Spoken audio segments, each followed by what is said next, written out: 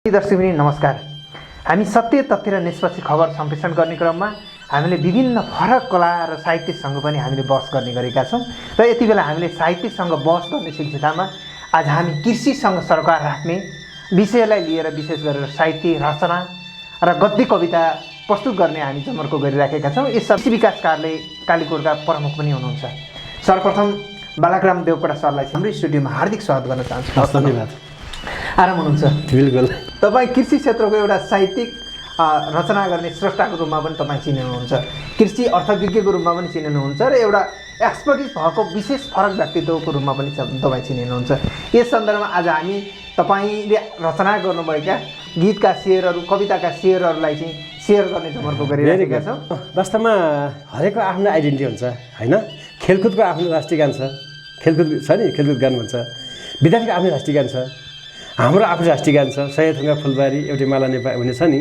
त्यस्तै मैले एउटा चाहिँ किसानको पनि एउटा आइडेन्टिटी हुनुपर्छ भनेको छु कि एउटा लेखेको छु। लामो छैन, सानो। तपाईँ साहित्यिक स्रष्टाको रूपमा चाहिँ तपाईँको व्यापक चिनिने मान्छे, एउटा चाहिँ अर्थविज्ञको रूपमा पनि चिन्नुहुन्छ। यो सँगसँगै तपाईँ आफ्ना चाहिँ रचनालाई चाहिँ प्रस्फुटन चाहिँ धेरै ठाउँमा गरेको पनि देखिन्छ। यो सन्दर्भमा चाहिँ तपाईँले आफ्नो चाहिँ एउटा गद्य कवितालाई सेयर गर्नु। हजुर, धन्यवाद। म त्यस्तो ठुलो साहित्यिक त होइन, रुचि राख्ने। रचना चाहिँ गर्नु, रचना चाहिँ गरिन्छ होइन। मैले चाहिँ रचना चाहिँ गर्छु र प्रकाशन गर्न सकेको छैन। प्रकाशन गर्ने जमर्को पनि गर्छु र थुप्रै यात्रा संस्मरणहरू होइन, अनि कविताहरू यस्ताहरू चाहिँ म यसो फुर्सद भए बेला लेख्छु। र मैले भने जस्तै किसानको एउटा चाहिँ किसान भने के हुन्छ, आइडेन्टिटी हुन्छ नि, कस्तालाई किसान भन्छ होइन। त्यसले गर्दा मैले सानो एउटा चाहिँ किसानको आइडेन्टिटी भनेको किसान तिहुन भने चाहिँ मैले एउटा सानो उगेर छु, सेयर गरिदिनु। धन्यवाद।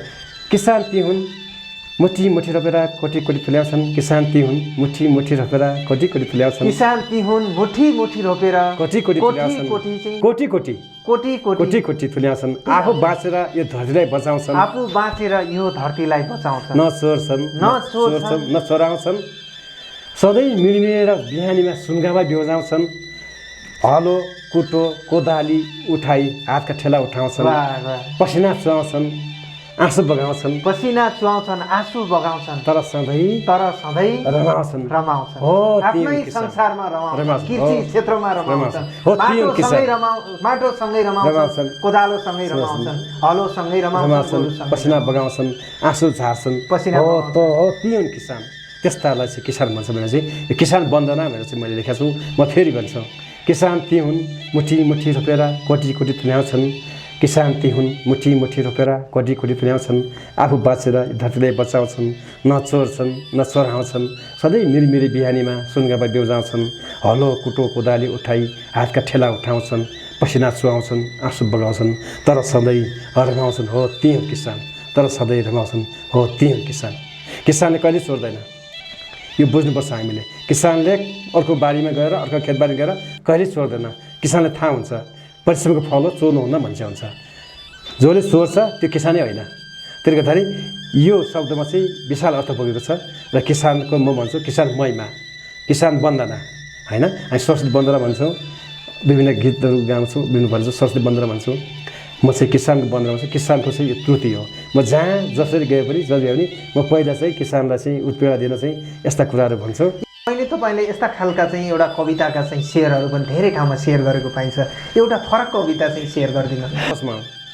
म यात्रा संस्मरण चाहिँ लेखेको छु र प्रकाशन भएको छ। र त्यसमा चाहिँ थुप्रै यात्राहरू मैले चाहिँ जुम्ला हुँदाखेरि नातो टोलीमा जाँदाखेरि त्यो बत्ती पनि अँध्यारो भने म सुर्खेत हुँदाखेरि एउटा चाहिँ बाइबिया चौर मेरो चाहिँ पटी चौर अहिले जुम्ला हाइवे छ, त्यहाँ मैले एउटा कविता एउटा निमित्त लेखेँ। लोकमञ्च है केमा प्रकाशन भएको थियो। मनिषालाई सुन्नु है राम्रोसँग, मनिषालाई डोकाभरि बेची पोखाभरि नगद गर्छन् सुन्दरीका महिलाहरू भने हेडिङ लेखेँ क्या मैले। भने यो अर्थ बुझ्नु पर्दा मनिषालाई डोकाभरि बेची, मनिषालाई डोकाभरि बेची पोखाभरि नगद गर्छन् सुन्दरीका महिलाहरू। यो चाहिँ निबन्ध पत्रिका हो। तर चाहिँ यो बुझ्ने मान्छेको चाहिँ मनिषा भने के हो, ढोकाभरि के हो। मनिषा भने हिरोइनी हो नि होइन।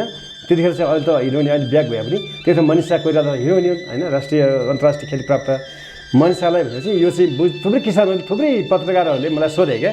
म सुर्खेत हुँदाखेरि मैले करिब 65देखि 67मा सुर्खेत काम गरेँ कृषि विकास कार्यालय कालीकोटमा। र फिल्डमा जाँदाखेरि यो भन्यो के हो भन्दाखेरि म यसै मार्फत भन्छु, मनिषा भनेको एउटा टमाटरको जात हो होइन। हाइब्रिड जात हो एकदम बढी फल्ने। अनि कन्का सुन्दरी भनेको चाहिँ बडिया चौरमा बडिया चौरको ठ्याक्कै कुना थरीमा तलपट्टि महिला समूह छ एउटा। र महिला समूहको पुरै क्लस्टरमा चाहिँ टमाटर खेती गर्नुभएको थियो क्या महिलाहरूले। अनि म भन्थेँ मनिषालाई डोकाभरि बेचेर पोकाभरि नगद गर्छन् सुन्दरीका महिलाहरू भनेको चाहिँ सुन्दरी गाउँ हो त्यो होइन। त्यो भएर त्यो निबन्धले सबै मान्छेहरूले मलाई चाहिँ एकदमै हाइलाइट गर्नुभयो क्या। अझै पनि त्यहाँ जान्छ र सम्झन्छौँ। अस्ति पनि एउटा कार्यक्रममा त्यहाँ गएको थिएँ होइन यो फिल्टरमा। योभन्दा पहिले तपाईँले कुनै ठाउँमा अरू सेयर गरेका कविताहरू पनि केही छन् कि? कविता तपाईँले सानो सानो टुक्काहरू त सेयर गर्नुभयो होला नि, के छ याद छ त्यस्तो? त्यस्तो छ ठ्याक्कै चाहिँ आएन। फेरि प्रसङ्ग पनि अब त्यतिकै भन्नु भएन होइन। कृषि विकास कार्यालय कालीकोटका प्रमुख बालक राम देवकोटा सरलाई म हार्दिक धन्यवाद दिन्छु। धन्यवाद।